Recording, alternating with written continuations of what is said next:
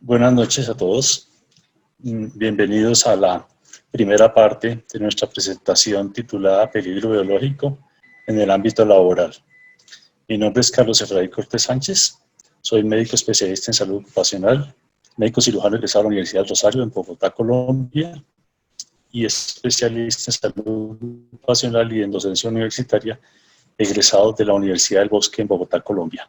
En mi ejercicio profesional y en mi práctica docente he tenido una relación bastante estrecha, bastante importante, sobre todo en los últimos 10 a 15 años, con peligro biológico, de manera que vengo a compartir con ustedes algunos de los elementos conceptuales del peligro biológico e indudablemente, como en toda práctica docente, a aprender. Lo que más me ha gustado de la docencia es que todos los días me brinda una opción de aprendizaje bien interesante. Espero que para ustedes la experiencia sea igual de satisfactoria.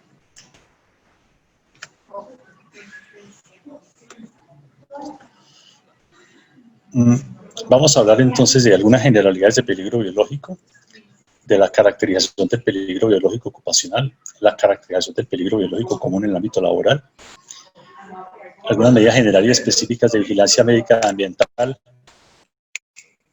prevención y control del peligro según la caracterización, y hablaremos sobre sistemas de administración, procesos y otros que favorecen la gestión del peligro biológico. Obviamente, este es el contenido de manera académica, pero todos los temas están íntimamente relacionados a lo largo de toda nuestra presentación.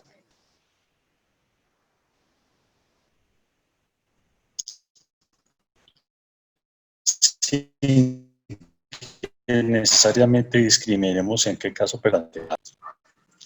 Hay varias definiciones de peligro biológico. Hay muchas definiciones de peligro biológico, pero la más recientemente aceptada es esta que alude a el efecto de ya sea infección, intoxicación o alergia producidas por organismos o sustancias derivadas de seres vivos. Entonces, para poder entender más claramente el peligro biológico, tenemos que hacer alguna aclaración sobre estos conceptos que les estoy presentando. Se solía incluir el tema de circunstancias relacionadas con la respuesta instintiva de un ser vivo, pero entonces estos riesgos relacionados con la respuesta instintiva de un ser vivo que no producían los tres elementos anteriores han sido más recientemente excluidos y se pasa a considerar como efectos mecánicos o traumáticos o de otro orden, considerados dentro de otra categoría de riesgos y no del efecto biológico. Cuando hablábamos de los efectos producidos porque los seres vivos tenían una percepción de amenaza o porque su concepto de territorialidad era bastante importante, también se producían una serie de efectos que no necesariamente corresponden a los que inicialmente trazamos. El tema de amenazas de los seres vivos se da en especies mayores y en especies menores. Entonces, antes era considerado fácilmente ser vivo, peligro biológico, una patada de una especie bovina o equina o una mordedura de tiburón, en fin, por efectos de esa amenaza, la respuesta de ese ser vivo a la amenaza, o el caso del sentido territorial, que es bastante frecuente en muchas especies de insectos.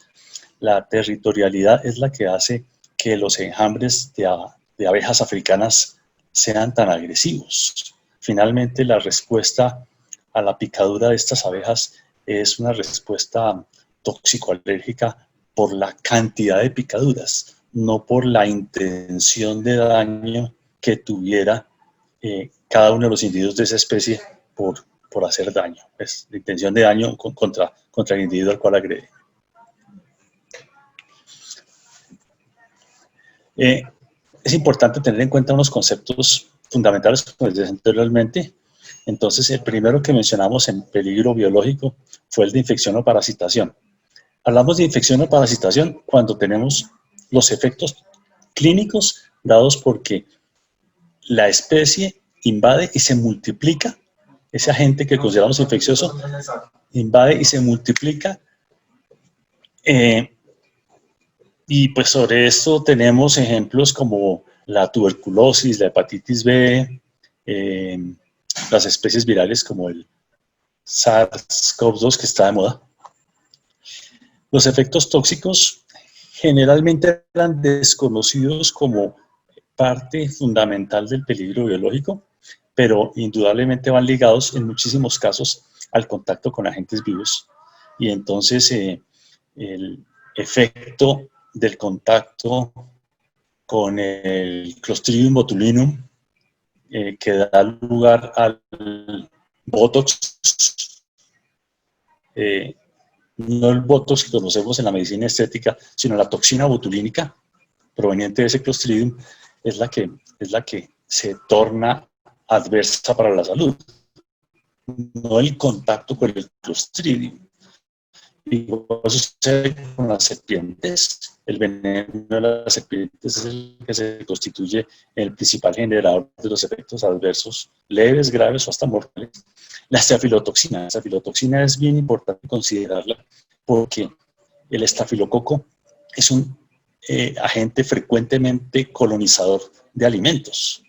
Entonces, la colonización de los alimentos produce la gastroenteritis no necesariamente como consecuencia de la cantidad de colonias o de estafilococos presentes en el alimento, sino como consecuencia de secreciones del estafilococo.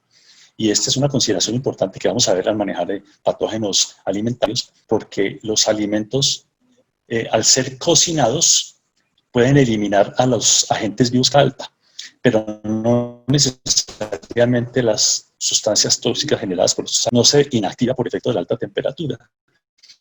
Entonces el alimento, al ser cocinado, puede perder el recuento de colonias, puede reducirse el recuento de colonias de estafilococo, pero esa disminución del recuento de colonias de estafilococo no implica la pérdida de la que contiene la toxina. La tercera respuesta al peligro biológico es la respuesta alérgica. Esa respuesta alérgica, escúchenme un segundo, por favor.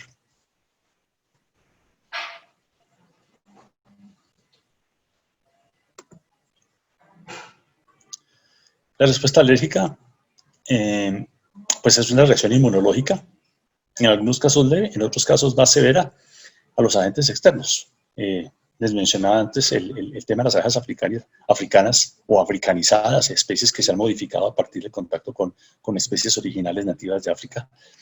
Y les hablaba de la severidad del efecto como la respuesta inmunológica a la persona. Cuando una persona ha sufrido dos circunstancias. Una es un ataque masivo de abejas, que lo pone en contacto con una sustancia tóxica en una reacción alérgica masiva que compromete su vida.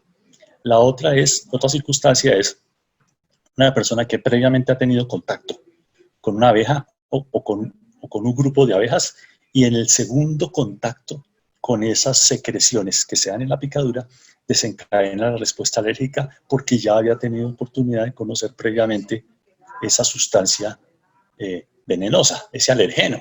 Entonces reaccionó como segunda ocasión, dada su memoria inmunológica, de manera severa a esa exposición. Muchos autores dicen que se requieren al menos 12 picaduras en una segunda ocasión para que la persona haga una respuesta alérgica a un contacto previo. Otros ejemplos de alergias tenemos el polen, el contacto con los ácaros y las proteínas animales contenidas, por ejemplo.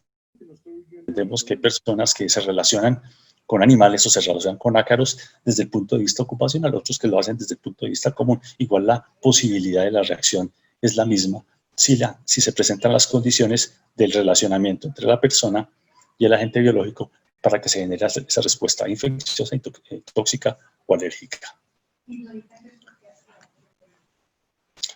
También es importante entender el concepto de contaminación, porque la contaminación no necesariamente se asocia a un efecto indeseable.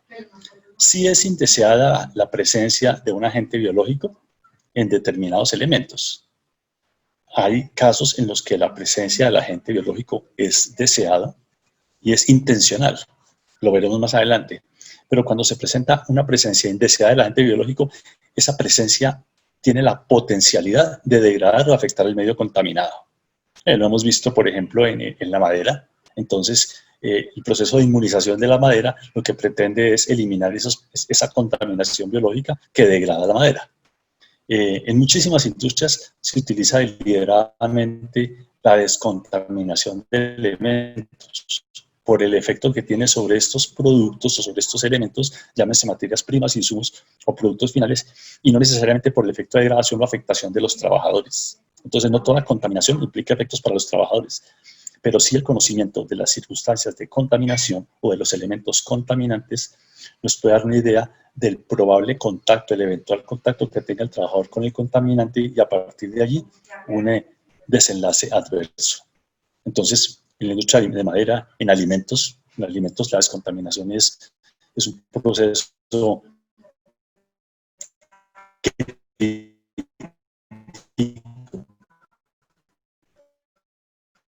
en minería, por ejemplo, en minería de petróleos y en hidrocarburos se utilizan los productos iniciales de la exploración o los productos intermedios o finales de ese proceso.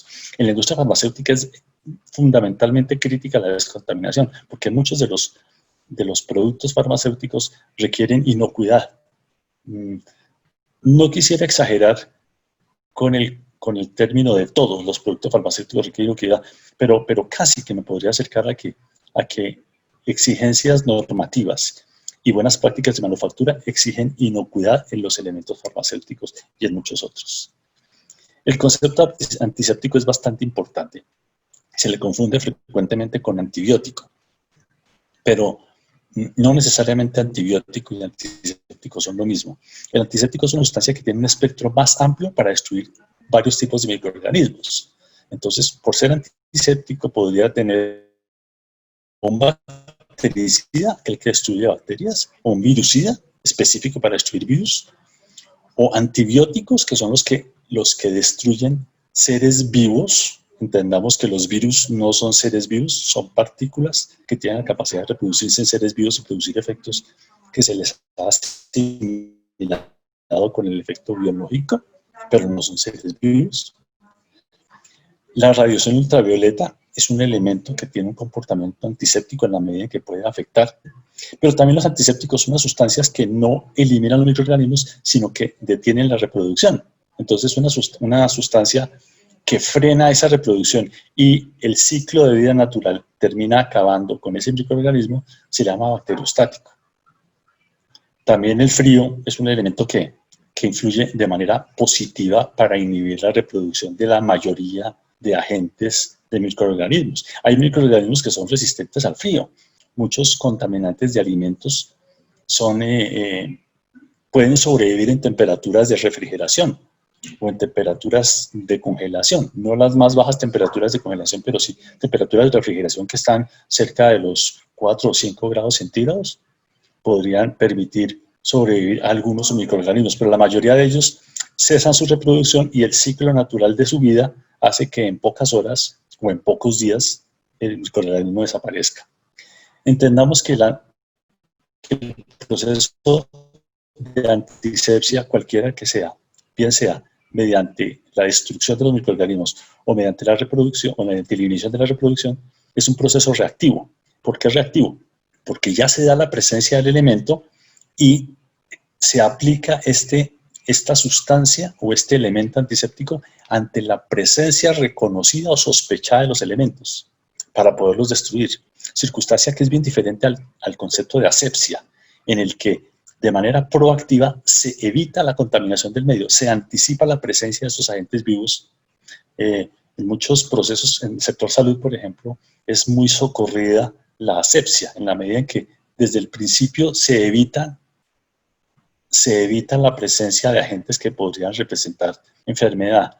El límite entre la asepsia y la antisepsia es un límite bastante gris, bastante complejo de definir con precisión, porque muchas veces se hacen procesos asépticos que atacan determinados que se anticipan a la presencia de determinados microorganismos y simultáneamente este proceso aséptico elimina otros agentes que estaban presentes, y es decir, eso conlleva un proceso de antisepsia o desinfección. Conceptualmente esto es bien importante, pero en la práctica lo que se debe conocer es a cuáles elementos es vulnerable el agente biológico para poder, mediante procedimientos adecuados de limpieza, desinfección, en fin, evitar, reducir, atenuar la presencia de ese microorganismo.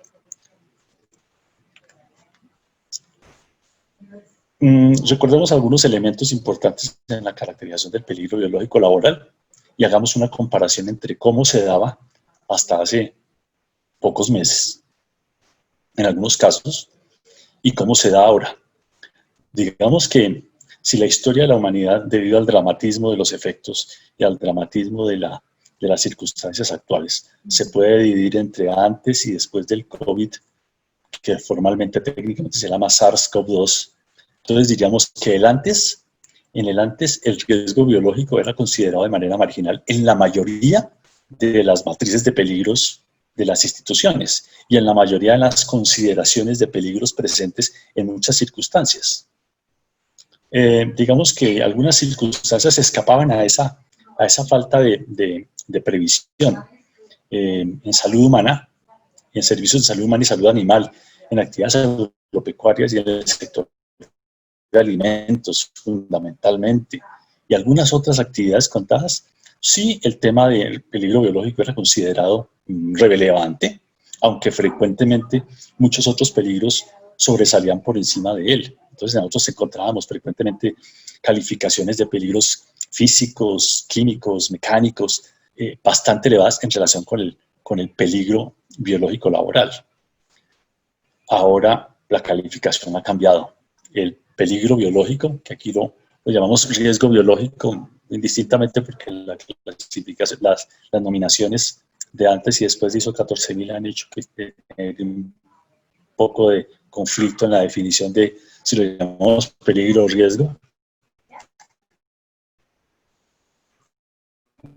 Entonces, que los maneje aquí de manera, pero cuando digo riesgo biológico estoy aludiendo al peligro biológico.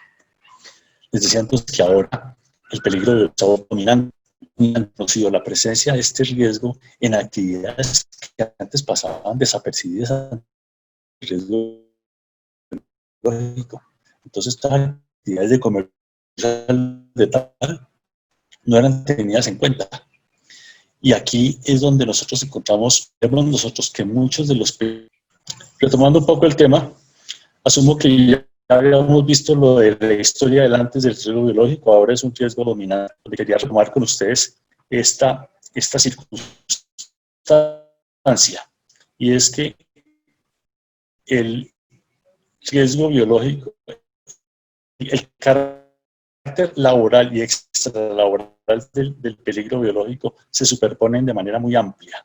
Entonces, aquí el peligro biológico generado por circunstancias o por procesos de la actividad, de la acción entre las personas es bastante amplia. Recordemos que casi que una actividad se le define como comercial cuando el intercambio, cuando se realizan cambios de propiedad, y se considera actividad como de servicios cuando es necesaria la presencia del individuo para poder prestar el servicio. Con la virtualidad han cambiado algo esos conceptos, pero sin embargo, actividades comerciales y actividades de servicios casi que están ligadas a la socialización, de manera que el peligro biológico, especialmente para patógenos aéreos y patógenos de contacto, es muy relevante. Sectores de alojamiento. Antes el peligro biológico no se consideraba crítico en los servicios de alojamiento. Ahora se le considera especialmente crítico con carácter laboral y extralaboral, pero seguramente al finalizar este año o el año siguiente van a ser tenidas en cuenta muchas de los elementos de sanidad de los servicios de alojamiento para poder considerar que los servicios cumplen con ciertos requerimientos de calidad, de higiene, etcétera, etcétera. Los servicios de comidas indudablemente tienen una relación estrecha con peligro biológico y estamos hablando no solamente de la preparación de alimentos, sino del servicio de comidas, incluso las entregas a domicilio, que no es un servicio propiamente llamado de alimentos, sino es un servicio relacionado con el cambio de la propiedad de un alimento que ha sido preparado en otras circunstancias.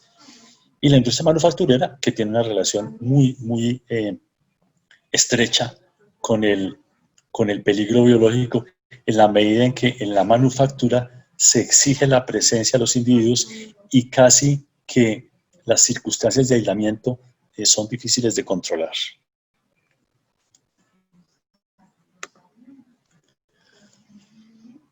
Antes considerábamos de riesgo oficios sanitarios y oficios de hacer limpieza.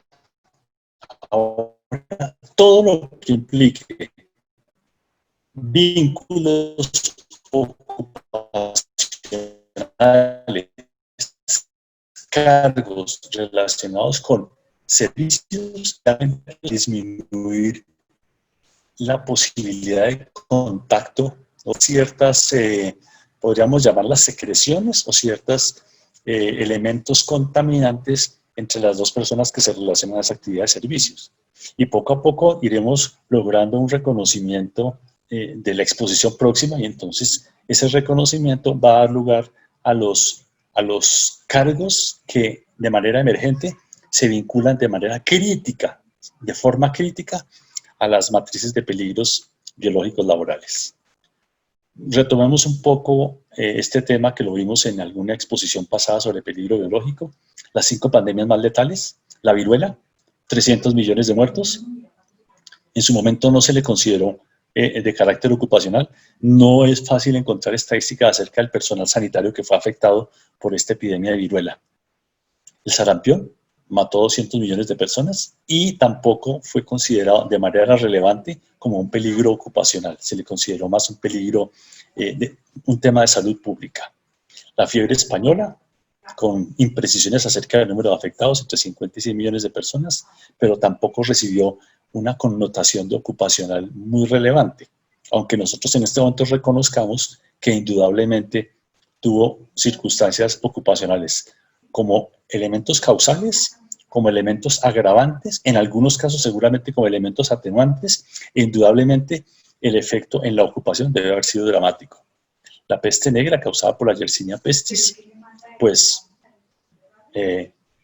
se le atribuyen 50 millones de muertes y no se le consideró ocupacional en su momento. Solo recientemente se han hecho algunos abordajes acerca del carácter ocupacional y no sobresale mucho ese abordaje del alcance de los límites, pues, de los laboratorios de investigación y de los temas sanitarios. Y al VIH, cuya mortalidad es del 80% sin tratamiento, las cifras han sido variables, pues, desde que se declaró la epidemia en el año 82 aproximadamente. Muchos de los elementos relacionados con el VIH son de carácter ocupacional, principalmente en el sector de salud, en los trabajadores sanitarios, pero tiene un agravante y es que el VIH tiene una carga de estigmatización muy relevante que no la llevan muchos de los otros agentes biológicos. Entonces, esa estigmatización, esa discriminación a que da lugar el VIH por muchas de las circunstancias relacionadas con el contagio, hacen que el reconocimiento ocupacional en algunos casos infle las estadísticas y en otros casos, la mayoría de ellos, tienda a atenuarlas. ¿Cuándo inflan las estadísticas? Cuando las prestaciones son tan favorables que a las personas les conviene declarar el peligro más como de carácter ocupacional que no ocupacional, independiente de las circunstancias reales que le hayan causado. Pero cuando el tema se vuelve social, la declaración del origen del VIH puede afectar esta estadística. Seguramente también tiende a afectarla más como a calificarla más como una patología ocupacional que una patología relacionada con otro tipo de hábitos. Otros efectos que también queremos retomar a partir de charlas pasadas, el tema de la mordedura de serpiente, tiene un carácter ocupacional muy reconocido en muchísimos sectores económicos, aquellos sectores que están relacionados formalmente con la ruralidad, porque nosotros entendemos que ocupacionalmente puede estar muy difundido la mordedura de serpiente como un peligro biológico, pero carecemos de la formalidad de muchos trabajadores del campo, del sector agropecuario, y entonces esto hace que el reconocimiento formal del carácter ocupacional no se dé, sino solamente el reconocimiento técnico, entendiendo que es producto de la ocupación del individuo. Por esta razón está interrogado el carácter ocupacional cuando hablamos de esta amenaza. El bioterrorismo, un tema importante para considerar, a pesar de que el Bacillus anthracis y el anthrax tiene varios siglos de reconocimiento como agente biológico, la utilización de este agente directamente con los seres humanos y no a expensas del contacto con otros seres vivos portadores, a partir del año 2001 con intenciones de daño, pues es bastante relevante, ¿no? En el año 2001 se le reconocieron 5 muertos. Principalmente los atentados fueron de carácter ocupacional o peligro público. Atentados dirigidos a personajes reconocidos y en muchos de los casos no solamente reconocidos públicamente, sino con alguna condición de mando o relevancia que tiene una relación ocupacional bastante importante. Las enfermedades emergentes en algunas circunstancias tienen un carácter ocupacional, en otros no. Y aquí volvemos a retomar el tema del reconocimiento ocupacional casi que exclusivamente en trabajadores sanitarios y personas relacionadas con aseo y limpieza. Entonces hablemos del ébola. Al ébola se le reconoce el carácter ocupacional, principalmente los trabajadores sanitarios. Y allí es cuando incluso mediáticamente se hacen importantes. Recordemos que la primera persona que murió en los Estados Unidos por el ébola fue una enfermera que había atendido pacientes con ébola en África. El Zika también se le reconoce el carácter ocupacional de manera intermitente por la relación que se pueda tener con determinados pisos térmicos,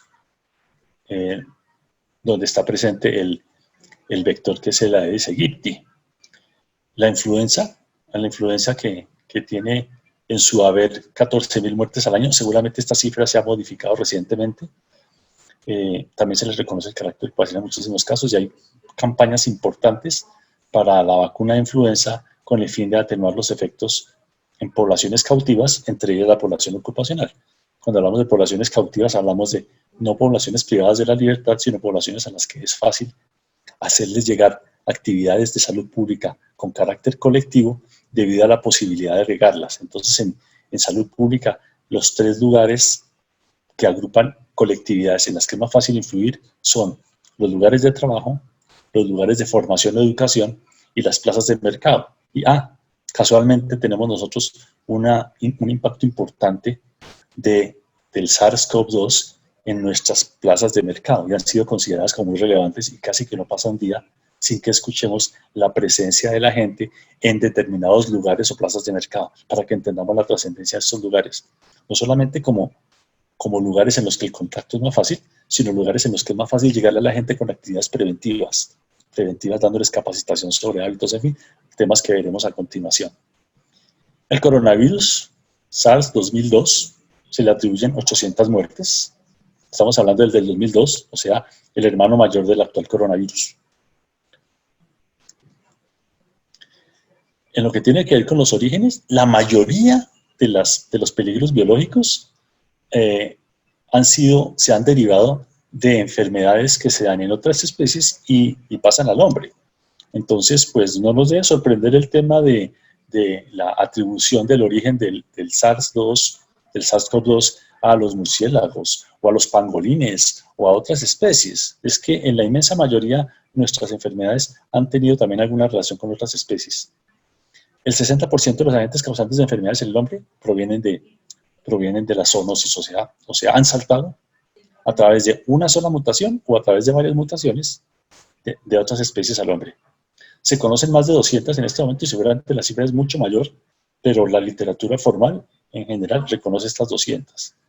Se habla de 43,6% de las enfermedades mundiales relacionadas con zoonosis. De este 43,6% de todas las patologías mundiales, el 45% son de origen viral.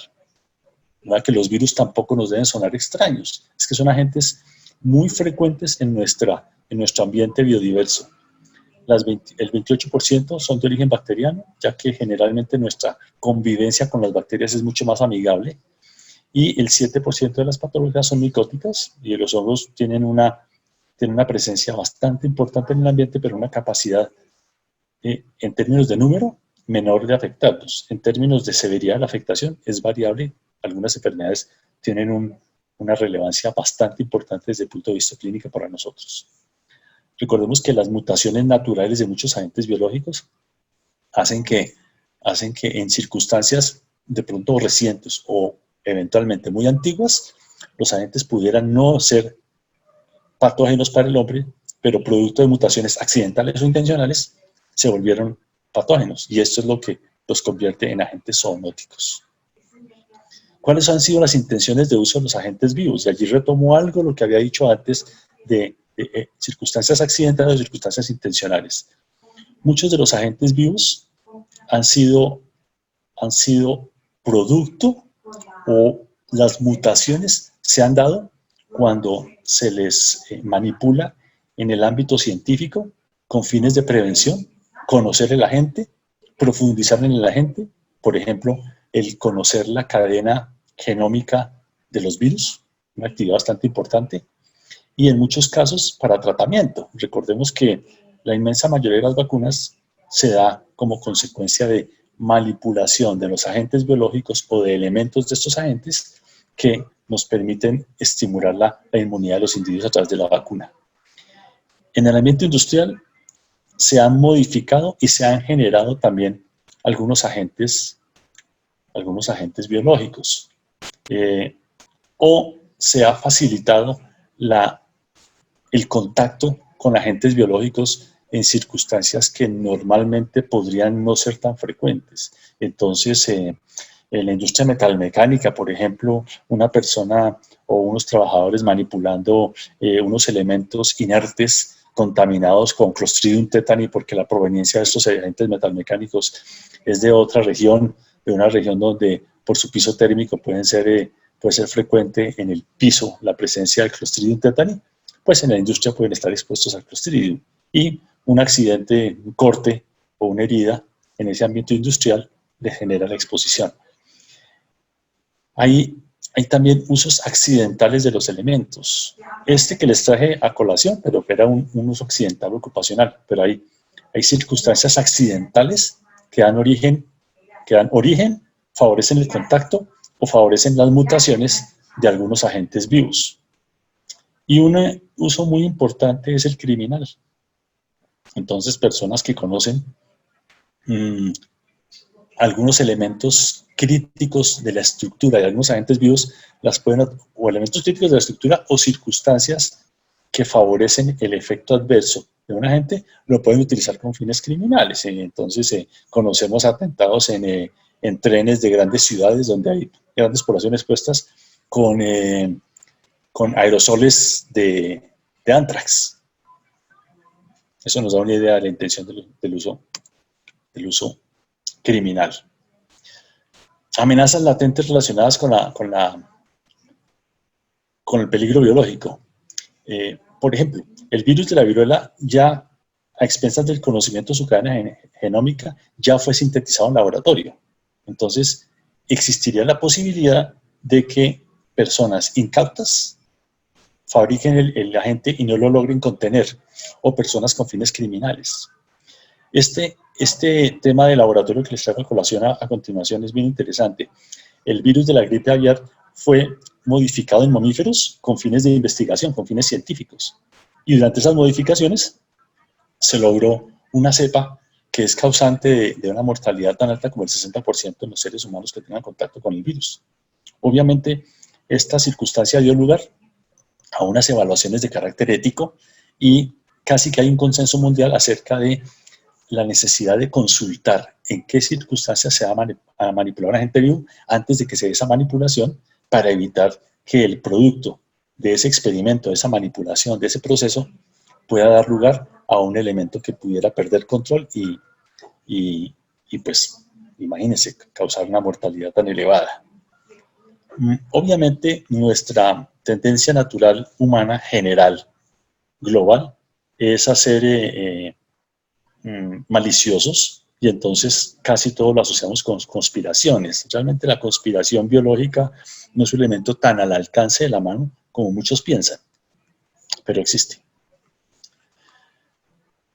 Debemos considerar entonces los efectos del peligro biológico y estos efectos tenemos que llevarlos al ámbito laboral y considerar también que en el ámbito extralaboral pueden tocar el tema ocupacional.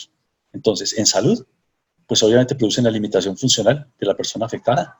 Y esa limitación funcional da lugar a ausentismo y a bajo rendimiento y otras circunstancias individuales, pero también da lugar, desde el punto de vista individual, a largo plazo, a enfermedades crónicas. No son pocas las personas que han tenido algún impacto transitorio agudo por un peligro biológico y varios años después se presentan enfermedades inflamatorias crónicas, artritis, en fin, enfermedades autoinmunes debido a ese contacto o a ese efecto de un agente de varios años atrás.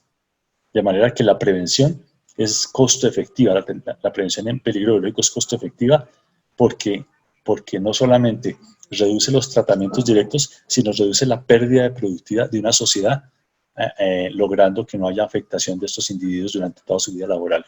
Hay unos efectos económicos y unos efectos reputacionales que seguramente no requieren mayor explicación entre nosotros. Probablemente haremos de ellos un poco más adelante. Los efectos, independientemente del origen, entonces los efectos dramáticos del peligro biológico son ampliamente reconocidos. Entonces tenemos otros efectos dramáticos en actividades económicas. Mencionamos antes algunas. Y en este momento estamos reconociendo cada vez más los gritos que se escuchan por actividades que están desapareciendo o que tienen serios problemas económicos son bastante importantes y son derivados de un peligro biológico. Ocupaciones que son reconocidos solo recientemente por su exposición, ocupaciones que son censuradas por su relación estricta con los agentes biológicos. Los hábitos de trabajo, indudablemente, los hábitos de trabajo se van a modificar seriamente a partir de esta alerta mundial, pero además la reflexión que se va a producir a partir de esto va a hacer que muchas circunstancias en las que se reconoce el peligro biológico van a cambiar seguramente para bien de los individuos. Y los temas de prestaciones asistenciales y económicas. En Colombia, recientemente se dio lugar a una norma en la que se obliga al reconocimiento del carácter ocupacional de la enfermedad por SARS-CoV-2 cuando se dan trabajadores sanitarios.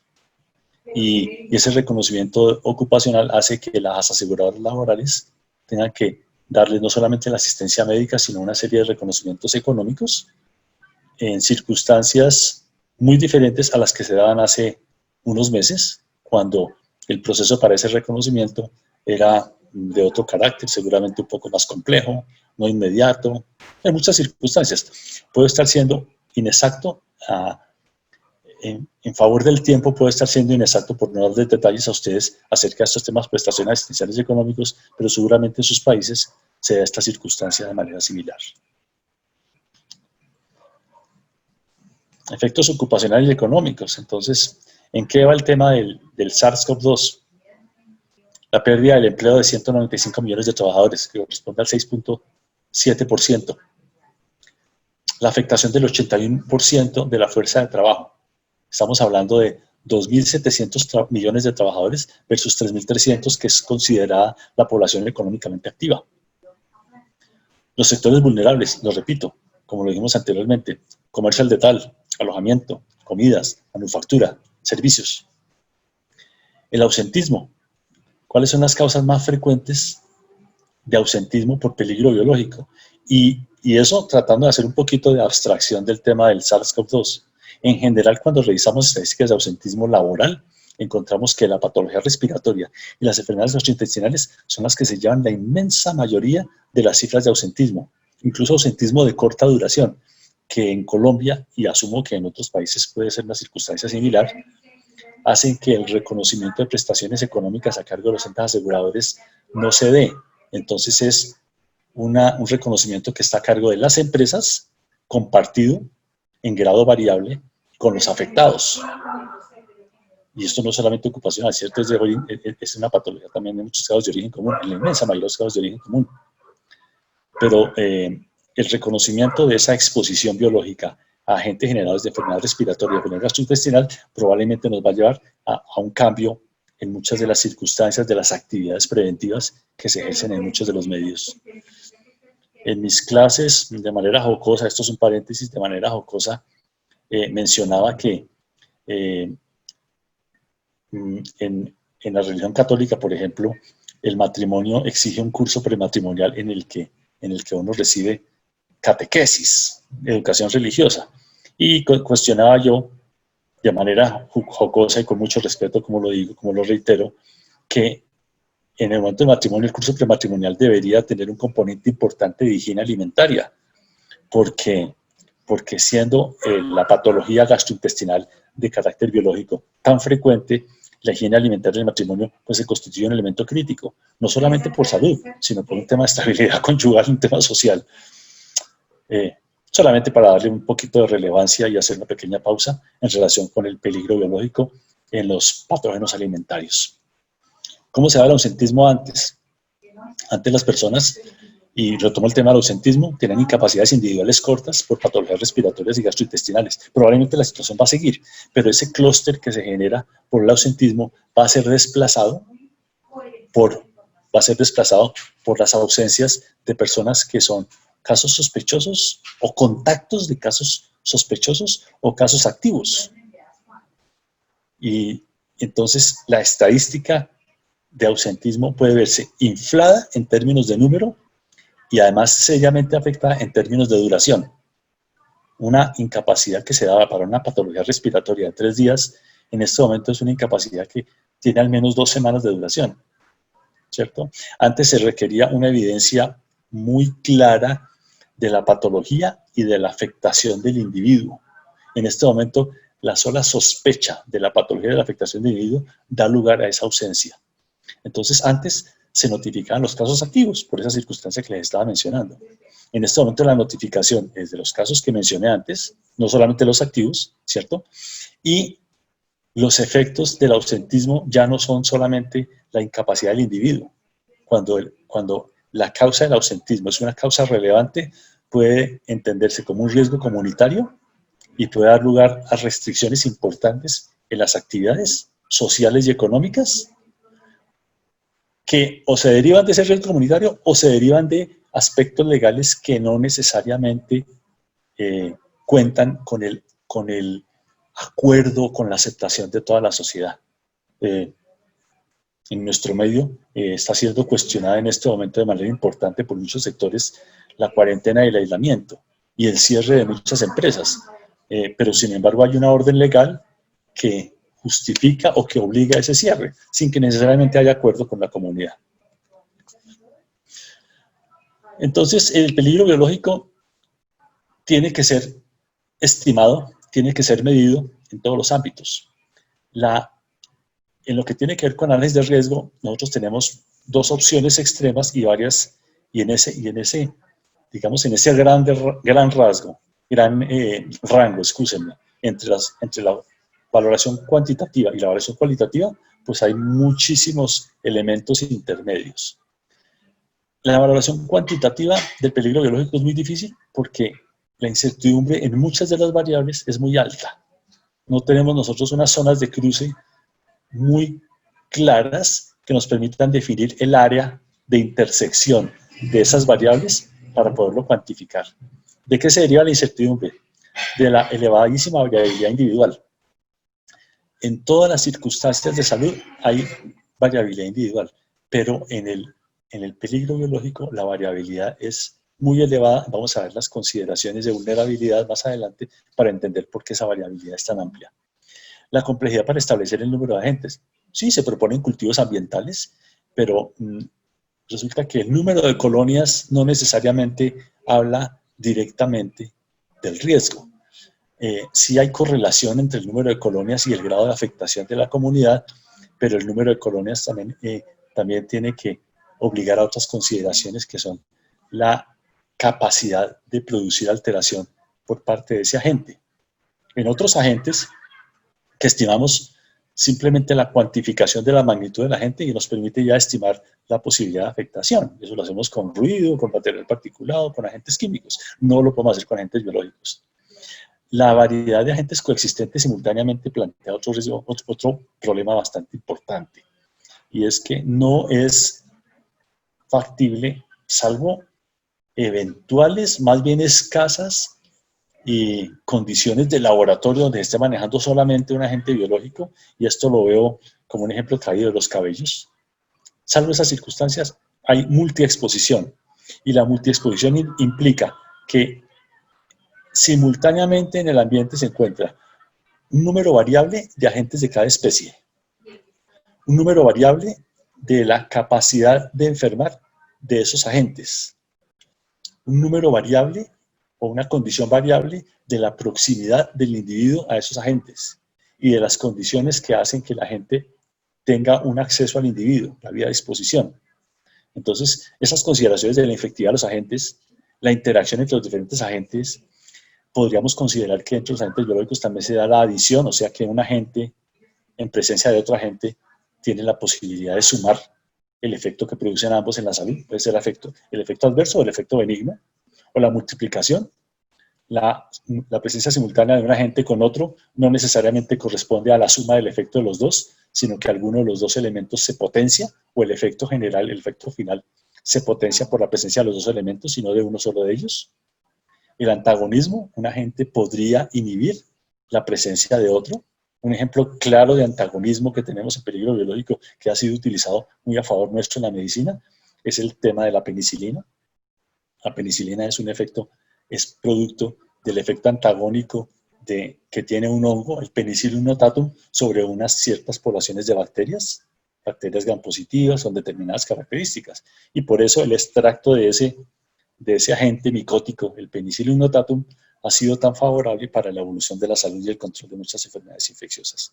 De manera que aquí ustedes entienden que esas interacciones son tan difíciles de estimar, que llevan a una limitación bastante importante de la calificación cuantitativa del peligro. Sí existen varios ejercicios que los encuentran en la literatura como risk assessment, más fácilmente que en la literatura como análisis de riesgo, como cuantificación o valoración de riesgos en la literatura española, que pretenden cuantificar el riesgo, pero ustedes van a encontrar permanentemente el reto de poder definir muy claramente, muy objetivamente estas variables con números. En cambio, el análisis cualitativo es mucho más probable. El análisis cualitativo parte del reconocimiento de la amenaza, entender, bueno, primero que todo entender la biodiversidad y segundo entender el microclima, no solamente el macroclima, el clima planetario, sino el microclima en que se desarrollan ciertas actividades, ciertas circunstancias de trabajo, ya sea formal o informal, ya sea ocupacional o no ocupacional, ya que el individuo pues tiene que relacionarse con diferentes circunstancias no necesariamente laborales todo el tiempo. Es importante reconocer la vulnerabilidad. La vulnerabilidad alude al reconocimiento de una condición de susceptibilidad de las personas dado por muchas variables que vamos a ver a continuación y que deben ser tenidas en cuenta en los programas de vigilancia médica. En toda circunstancia médica deberíamos involucrar los elementos de susceptibilidad personal. Como consecuencia de estos elementos y eventualmente algunos otros que podríamos revisar posteriormente, pues hablamos de la probabilidad de afectación. La probabilidad pues simplemente la vamos a calificar cualitativamente como alta, media o baja. Existen otras escalas de calificación, pero pueden ser un poco más complejas y definitivamente la objetivación casi que nos permite no ser tan precisos y poder definir simplemente unas escalas alta, media y baja. Y el impacto o el efecto que se produce como consecuencia del peligro, pues también se le puede calificar como alto, medio o bajo. Hablemos en español. Nosotros en un análisis de riesgo logramos en un esquema matricial establecer la probabilidad que le ven ustedes aquí en el eje vertical y el impacto de efecto en el eje horizontal. La calificación siempre va a llevar a que nosotros el efecto global, o sea el riesgo global, lo consideremos en el peor escenario. ¿Qué quiere decir el peor escenario? Que tenemos una probabilidad alta independientemente de la estimación que hagamos del impacto del efecto. Puede ser bajo, medio o alto. La calificación final del riesgo va a ser alta. Y en que peligro biológico, una invitación sensata es a considerar el peor escenario para poder plantear las intervenciones. Esta circunstancia del peor escenario también se da en el ejercicio de otras evaluaciones. Pero aquí en esta valoración, que es absolutamente cualitativa, pues es importante considerarla. Como recomendación, no se ha dicho la última palabra acerca de esto.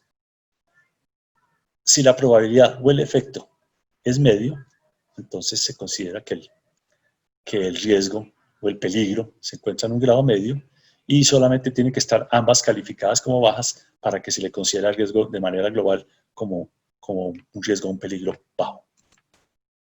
Entonces, consideraciones generales para la evaluación del riesgo, y después vamos a aterrizar esas consideraciones generales a la condición particular de cada una de las vías de transmisión. Entonces, el reconocimiento, que era el primer elemento que veíamos anteriormente, recuerden, aquí hablamos del reconocimiento de la amenaza, la vulnerabilidad, la probabilidad del impacto. Entonces, el reconocimiento tiene que ver con unos condicionantes de la exposición y unos condicionantes epidemiológicos. ¿Qué quiere decir esto?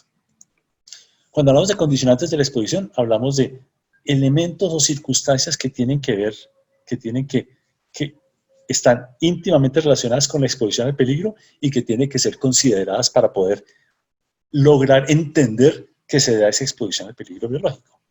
Desde el punto de vista ocupacional, pues hay unas condicionantes que son propios de la actividad económica. Ya vimos que en el ámbito de salud, animal o humana se les reconoce, en la agricultura se les reconoce y en otras actividades. Y progresivamente van a ingresar para determinadas circunstancias, determinados agentes, determinadas actividades o sectores económicos a esa lista para facilitar el reconocimiento. Podría constituirse una lista de chequeo para decir sí o no se considera una exposición, al menos a priori, relevante aquí.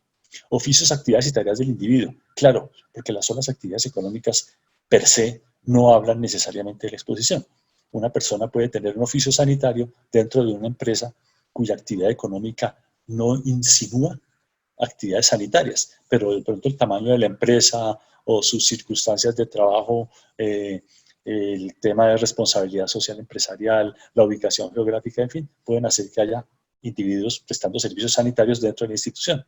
Entonces ese oficio o esa actividad o esa tarea se les reconoce como de alto riesgo, aunque la actividad económica no lo insinuara. No necesariamente el oficio por sí solo habla del riesgo. Por ejemplo, traigo a colación mi profesión como médico.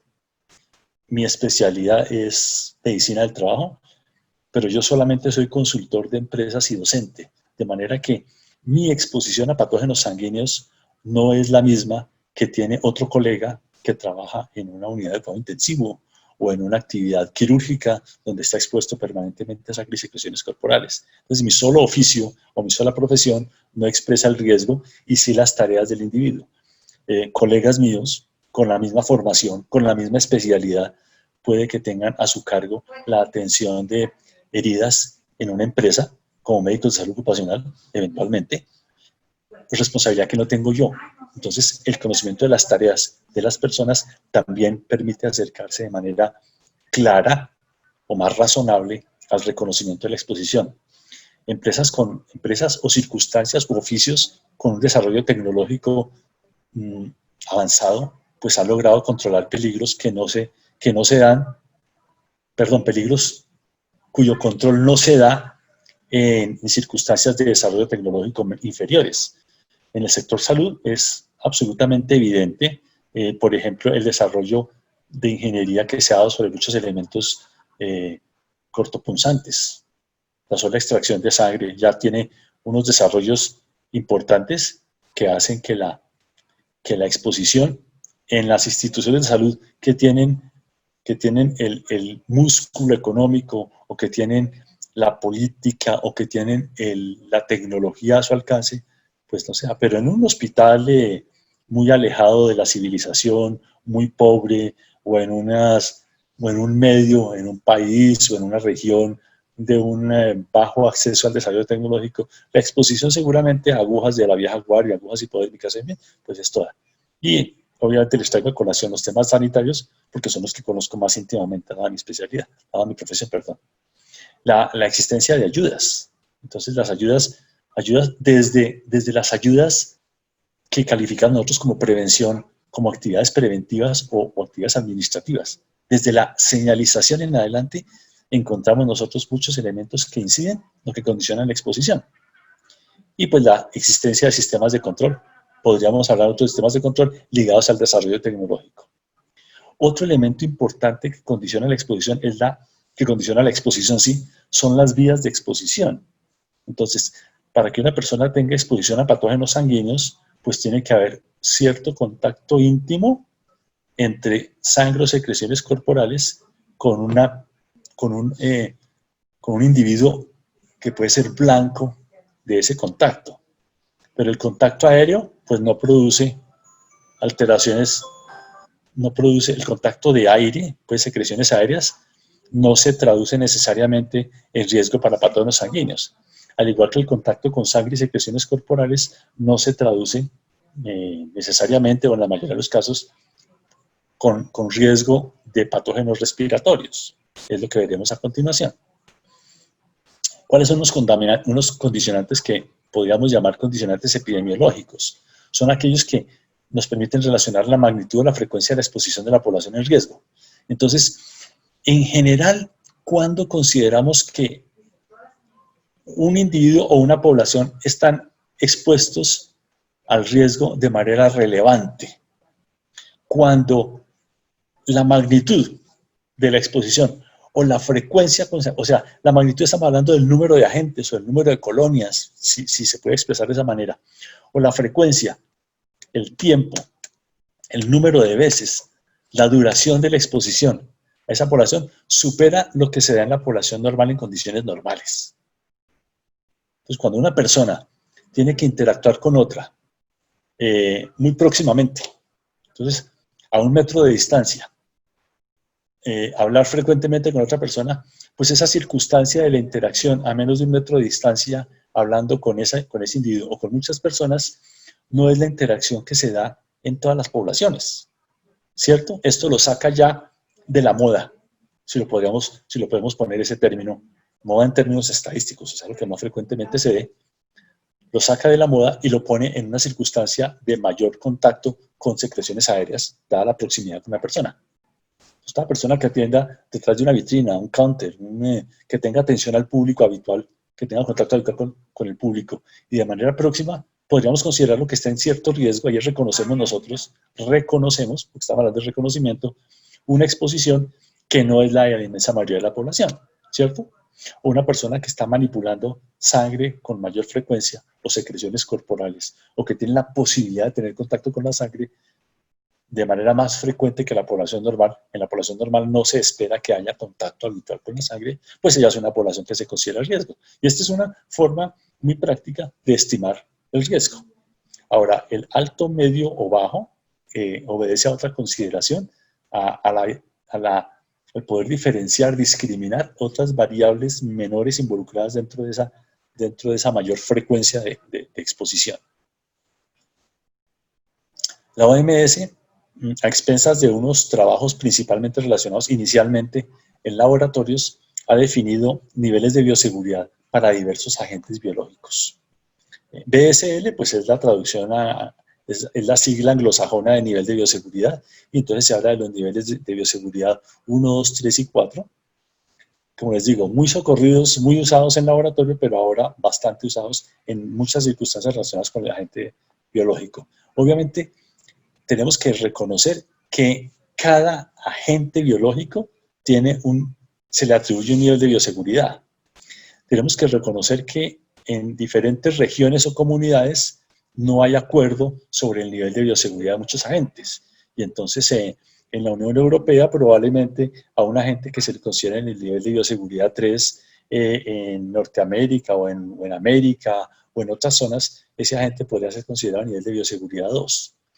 Esta calificación además es dinámica, está sujeta a muchas circunstancias que pueden afectar intrínsecamente al mismo agente biológico. En algunas circunstancias el agente se puede volver de mayor riesgo, o se puede convertir en agente de menor riesgo. Esperamos que las mutaciones progresivas, por ejemplo, el SARS-CoV-2, lo lleven a ser un agente de menor riesgo. Entonces podría migrar del nivel de bioseguridad 3 al nivel de bioseguridad 2. Bueno, aquí no hay acuerdo, podría estar en el nivel de bioseguridad 4, vamos a verlo ahora más adelante. Entonces les decía, esto está sujeto a esas clasificaciones para cada uno de los agentes, Y entonces se nos complica la vida porque la biodiversidad hace que sea muy difícil identificar un agente único en determinado ámbito. Las regiones también lo clasifican de forma diferente. Y las vías de transmisión que están muy ligadas de alguna forma con la clasificación de bioseguridad, pues son estas las que vamos a ver, las principales vías de transmisión. Existen otras formas de clasificar los agentes biológicos, entonces se les clasifica también por las características de su especie. Entonces encontramos clasificaciones que hablan de bacterias, virus, hongos, parásitos, riquecias, etcétera, etcétera.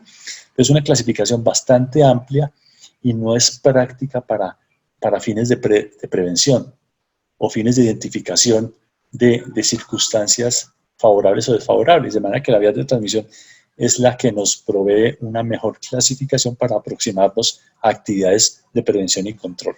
Obviamente, como no son excluyentes de vías de transmisión, es decir, hay agentes que tienen capacidad de transmitirse por aire, por sangre, por alimentos y por contacto. Hablemos, por ejemplo, de un Mycobacterium tuberculoso. El agente causante de la tuberculosis al menos tiene la capacidad de transmitirse por vía aérea y por vía sanguínea.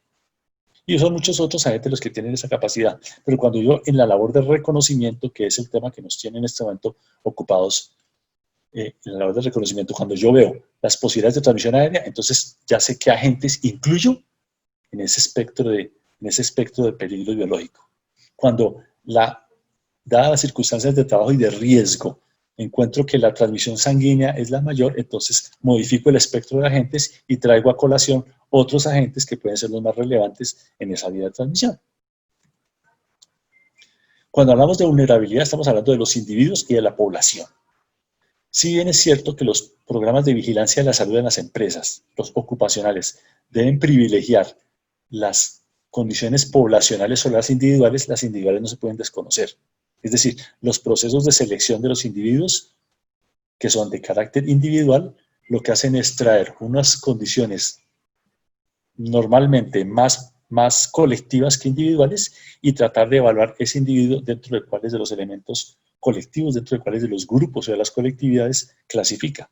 Entonces la vulnerabilidad puede ser de carácter genético, fisiológico, patológico, iatrogénico, sociodemográfico, comportamental, y podría existir otras categorías, pero tal vez las más importantes a expensas de la revisión de la literatura para que nosotros consideremos son estas. Tratemos de hablar un poquito más en detalle de estos elementos. ¿Qué es la vulnerabilidad genética? Cuando una persona por su herencia mendeliana, si se le quiere ver el carácter mendeliano, o simplemente por el carácter genético, tiene algunos déficits que pueden hacer que la persona sea más vulnerable, ¿sí? O sea, más proclive a desarrollar problemas, patologías de carácter biológico generales, es decir, un déficit genético inmunológico que le afecta a toda su inmunidad y no puede responder a ninguno de los agentes biológicos, a un grupo muy grande de agentes biológicos, o déficits selectivos. Y hay muchas publicaciones, cada vez más frecuentes, y publicaciones recientes, que hablan, por ejemplo, de un carácter hereditario importante para un carácter genético hereditario para poder contraer la tuberculosis, por ejemplo. Y en ese sentido también se habla de muchos otros agentes. Hay estudios relacionados con varios agentes. ¿Cuáles quiero recordar aquí aparte de la tuberculosis? La malaria, muchos agentes virales, por ejemplo, el virus del herpes simple. Parece que hay unos temas genéticos relacionados con esta susceptibilidad o vulnerabilidad, perdón.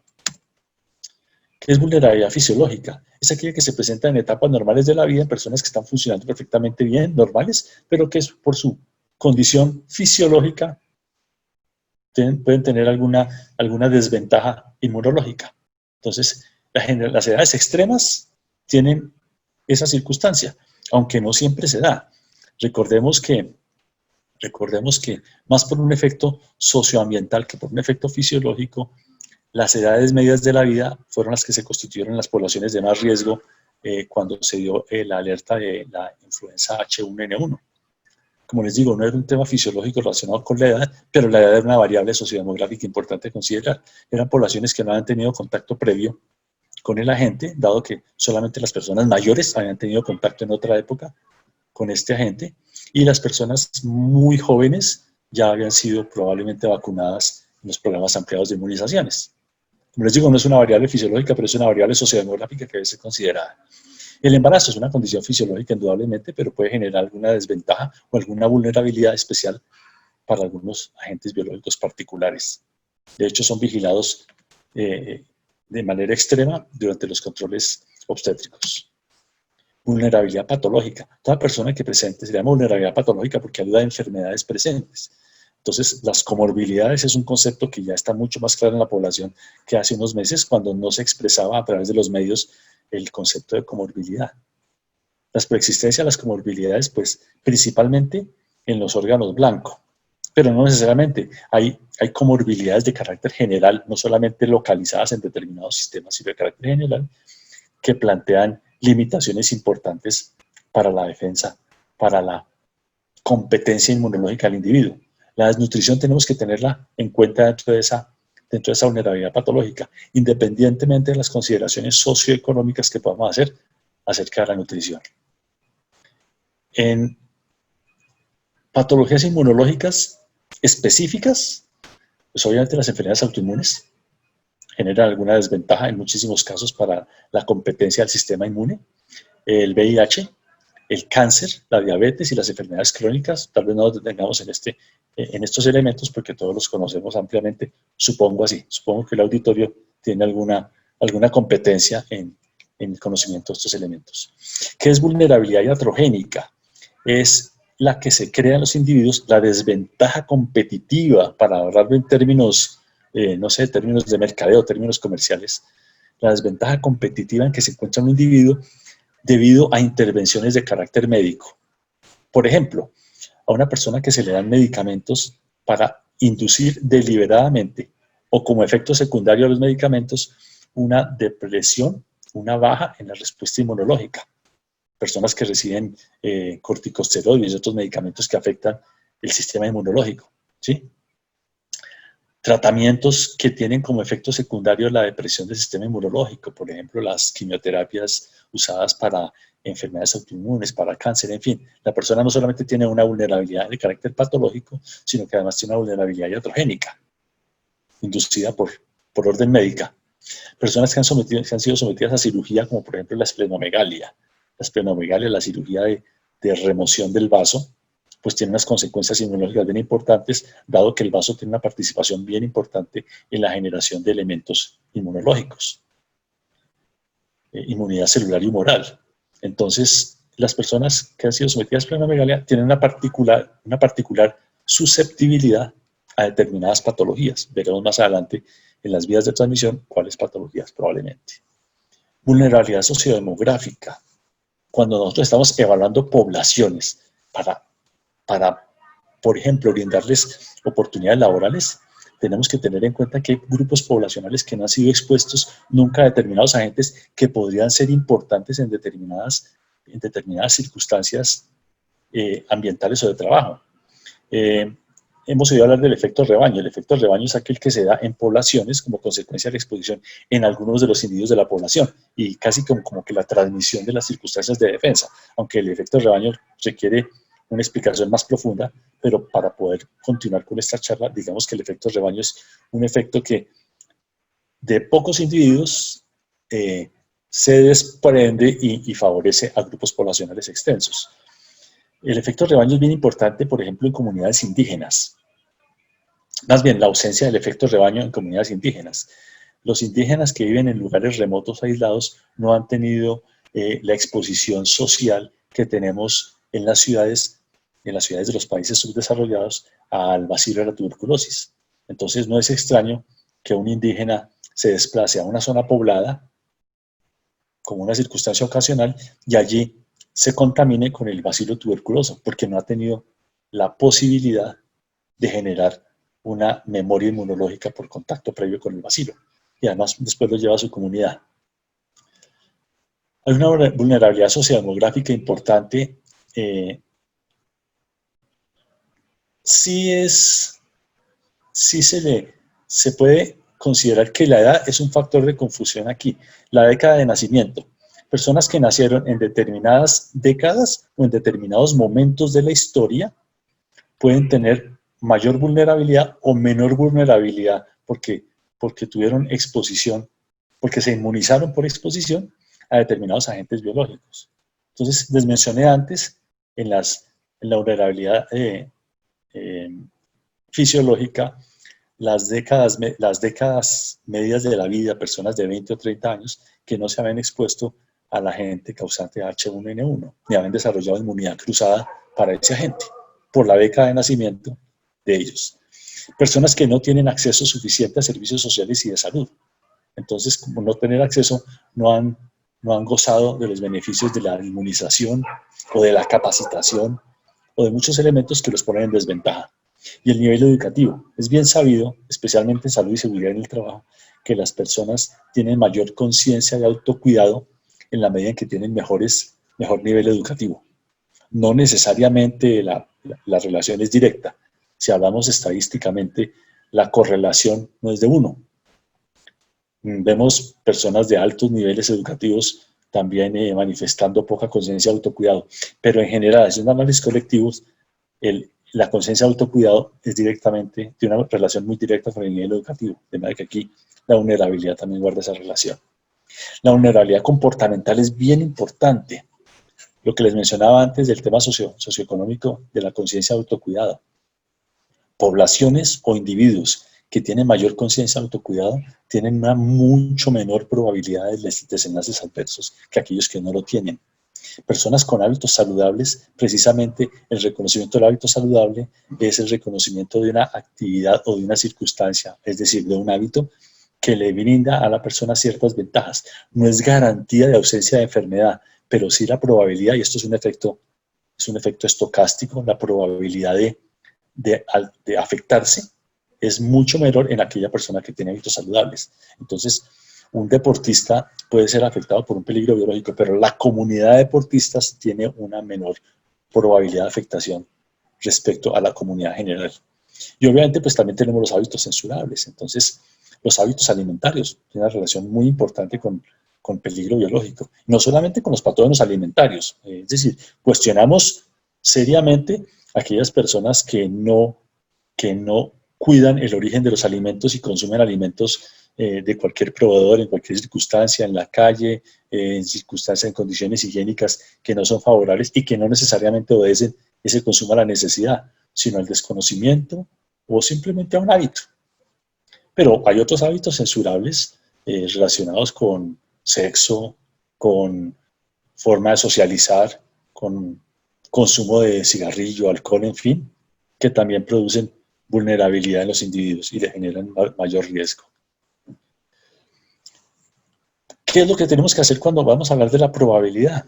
Pues vamos a estimar el peor escenario, es decir, tenemos una serie de elementos, como anteriormente, elementos sociales, médicos, ambientales, para considerar. Y a partir de esa consideración de los elementos, podemos estimar con cierto grado de subjetividad. La intención es lograr la menor subjetividad posible. Allí podemos estimar determinados escenarios y hacer como una puesta en escena de varios escenarios, estimamos el peor de ellos. ¿Cómo estimamos el peor escenario? Por la consulta de los elementos anteriores, además por la consulta con la consulta de la ficha técnica de la gente, que nos permite estimar el nivel de bioseguridad. Entonces, si yo tengo una persona expuesta por sus circunstancias de trabajo a agentes de transmisión de vía aérea, lo que hago es buscar los agentes causantes de enfermedades por vía aérea más frecuentes en ese medio, en esas circunstancias, en esa región, ¿sí? Y de esos agentes, la consulta de las fichas técnicas me va a permitir estimar el que tiene el nivel de bioseguridad más alto. Y con este criterio es que voy a trabajar en prevención. ¿Cómo consulto yo los niveles de bioseguridad? Existen muchas fuentes para consulta, muchas publicaciones. Digamos que unas que me parecen muy interesantes, que he usado mucho, me parecen muy prácticas, muy valiosas desde el punto de vista técnico y académico, son las hojas de seguridad de agentes patógenos publicados por Canadá, por el gobierno de Canadá, en su pestaña de la Agencia de Salud Pública del gobierno. Si ustedes buscan el sitio web de Canadá, allí buscan la pestaña de la Agencia de Salud Pública y allí encuentran las hojas de seguridad de agentes patógenos, obviamente en inglés. Perdón, creo que también están en francés. Y Gestis, que es una base de datos de agentes biológicos, es una base alemana, muy interesante. Muchas veces la consulta de una no arroja resultados de la consulta de otra, y como les digo, además hay otras fuentes de consulta. Entonces, publicaciones de la OMS sobre niveles de bioseguridad para laboratorios clínicos les permiten acercarse a muchos elementos. Hay publicaciones importantes de la Unión Europea, hay publicaciones de países independientes, países que pertenecen a la Unión Europea, pero que hacen publicaciones independientes. Por ejemplo, España tiene una lista de agentes patógenos clasificados por nivel de bioseguridad, independiente de otras que maneja la Unión Europea. Inglaterra también maneja, son muchísimas las entidades que clasifican estos agentes. Hemos salido de una serie de elementos que nos permiten ubicar en la matriz que vimos anteriormente, en el eje vertical, la calificación de probabilidad. Hablamos ahora de la calificación de impacto, que la teníamos en el eje horizontal de la matriz que mencioné. Entonces, el impacto tiene dos caracteres, un impacto individual y un impacto organizacional. El impacto individual nos obligaría a procurar los adecuados servicios, las adecuadas prestaciones asistenciales y económicas de la persona afectada. Buscar que la seguridad social le sea favorable cuando encontramos que el impacto puede ser desfavorable. Entonces tenemos que considerar dentro de ese impacto individual el rol del individuo como familiar, el rol del individuo social, el rol profesional. Un impacto individual importante es el de un profesional de la salud que trabaja con población infantil y que en virtud del trabajo con la población infantil puede hacerlo constituir en un agente que transporte peligro biológico a su hogar. Entonces, aquí tenemos una mezcla del rol profesional y el rol familiar, ¿sí? O una persona que no tenga familia, pero que también se pueda constituir en un riesgo para su núcleo social a expensas de unas circunstancias muy particulares de él. Y es importante considerar el rol organizacional. Entonces, ¿qué ejemplo tenemos nosotros de un individuo que tiene un importante rol organizacional y que tiene que ser considerado independiente de las calificaciones que hagamos nosotros acerca de conducta, etcétera, etcétera? Pues un presidente de un país representativo, un presidente de un país o un presidente de una comunidad o de una organización que por verse afectado por una patología o por verse en alto riesgo de sufrir la patología, pues requiere una atención particular importante. No estoy con esto discriminando a las personas que no tienen cargos de importancia, yo mismo no los tengo, pero sí es importante entender que dentro de la sociedad existen ciertos roles que tienen cierta relevancia y hacen que esos individuos requieran ciertas consideraciones particulares. También consideramos el impacto organizacional y de hecho para los propósitos de un programa de salud y seguridad del trabajo, el impacto organizacional es mucho más relevante que el impacto individual. El impacto organizacional se puede medir a grandes rasgos en dos aspectos fundamentales, la continuidad del negocio y la continuidad de la organización. ¿A qué aludimos con la continuidad del negocio? Al sector económico, a la actividad económica. Un peligro biológico puede acabar con una actividad económica particular, a nivel global o a nivel regional. Ejemplos, tenemos en este momento el impacto sobre muchas actividades económicas a expensas del SARS-CoV-2. Entonces, el tema de transporte, el tema de hotelería, servicios de alojamiento. Y hay otra serie de temas que afectan de manera importante la actividad económica o el sector económico, los sectores económicos de servicios. E impactos en la organización ya aluden específicamente a esa empresa, cómo se puede ver afectada como consecuencia del peligro. La empresa en sí, la empresa global, algunas de sus sucursales, algunas de sus filiales, etcétera, etcétera. Pero a eso aludimos con el impacto en la organización. Entonces, para poder hablar del impacto, nos hacemos consideraciones individuales para cada agente, independientemente de la vía de transmisión y los demás aspectos, ¿sí? No es que no sepas, es que no se pueden. Y hacemos consideraciones particulares de acuerdo con los elementos que nos permiten discriminarlo por vías de transmisión y otros aspectos. Y tenemos que considerar la viabilidad de los controles. La viabilidad de los controles es un elemento muy importante cuando hacemos propuestas para aterrizar en las comunidades. Son muchísimas las metodologías, las propuestas o los modelos que hay de evaluación de viabilidad de controles. Unos de estos están aquí deletreados, están aquí escritos corresponden a las iniciales, en inglés, muy probablemente, de muchas de estas variables. Entonces, es importante que cuando yo proponga un control en una empresa, considere la factibilidad política. La factibilidad política es aquella que permite acercar las expectativas de las partes para poder establecer un control particular. Y en este momento estamos viendo nosotros muchísimos sectores, gremios, comunidades, agremiaciones que tienen diferentes puntos de vista acerca de los controles establecidos para las circunstancias actuales, y lo que finalmente se busca es, a expensas de la política, el manejo político adecuado, lograr satisfacer de manera moderada a ambas partes. La factibilidad económica, el control que se propone, si se puede comprar, si se puede financiar, si existen los recursos económicos para poder establecer el control, porque si el control sale más costoso que la empresa o más costoso que la continuidad de muchas de las actividades de la empresa, pues no es un control viable. La factibilidad social. Si es posible que yo en determinadas colectividades convenza a la comunidad de participar en determinados elementos de control. Entonces, parte del desorden que vemos, del desorden y del incumplimiento de la cuarentena, se da debido a la poca viabilidad de establecer ese control social de cuarentena en comunidades que viven de la informalidad, por ejemplo. ¿Sí? Controles, la viabilidad tecnológica es fundamental. Yo podría proponer en este momento un sistema de teletransportación de todos los afectados o todos los susceptibles a determinado virus para llevarlos a un lugar remoto. Pero es que tecnológicamente la teletransportación todavía no es viable, no existe.